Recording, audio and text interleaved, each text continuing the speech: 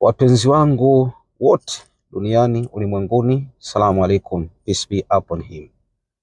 Je remercie le bon Dieu et son messager, le prophète Muhammad sallallahu alaihi wasallam.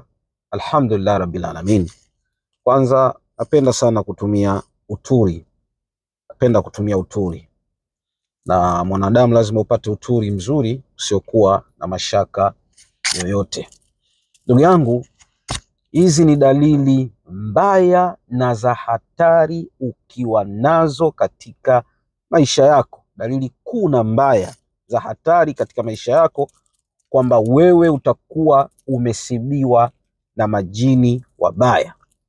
Kwanza, kila unapokaa utokwa na machozi, kupenda kukaa peke yako, kupenda kutosikiliza maneno ya Mungu, kulia unapokuwa usingizini, kuota ndoto mbaya za kukabwa, za majinamizi, kuota unalishwa nyama, kuota unakoga katika bahari, kuota unakimbizwa na wanyama wakali polini, lakini kuota unakula nyama, na kuota unabebeshwa mizigo mizito, lakini kutokuwa na ufahamu darasani, lakini kutopenda kuongea vizuri na ndugu zako katika familia. Unapokuwa mbali, ndugu zako unaongea nao vizuri. Unapokuwa karibu, ndugu zako unakuwa ni mwenye kukorofishana nao. Yaani katika nyumba wewe peke yako ndio unaonekana mkorofi. Lakini kubwa zaidi, kuto kupendwa kazini na wafanyakazi wenzio, kuto kupanda cheo, kufanyiwa fitina za kila namna. Hizi ni moja kati ya dalili kwamba wewe kama haujatupiwa uchawi, basi utakuwa una majini ya kukumbana nayo njia panda, ama makaburini, ama majini ya kutupiwa.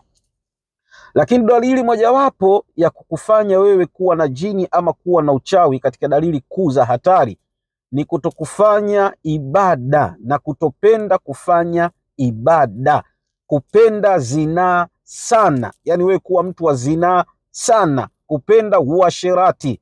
Hizi ni dalili kuu mbaya. Ndugu yangu, bila kusahau, napenda sana mimi kusoma hiki kitabu cha Saiful Qat'i. Ni dua moja nzuri sana. Dua hii imetengenezwa na mwalimu Halfani Kombo, yuko Zanzibar pale. Hii ni dua nzuri sana. Hiki kitabu napenda kukitumia, Saiful Qat'i. Lakini napotumia kitabu cha Saiful Qat'i, natumia na mafuta maalumu haya kwa ajili ya kukimbiza ndoto hizo mbaya.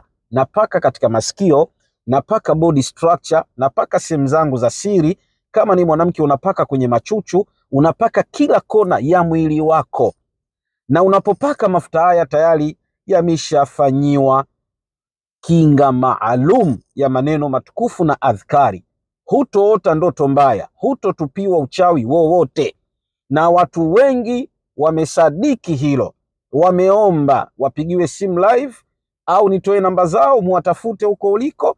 Kila kitu ni imani na kumtegemea Allah subhanahu wa ta'ala. Nimetaja dalili kuu mbaya na za hatari ambazo unaweza ukawa umerogwa. Alamsiki private nitafuta.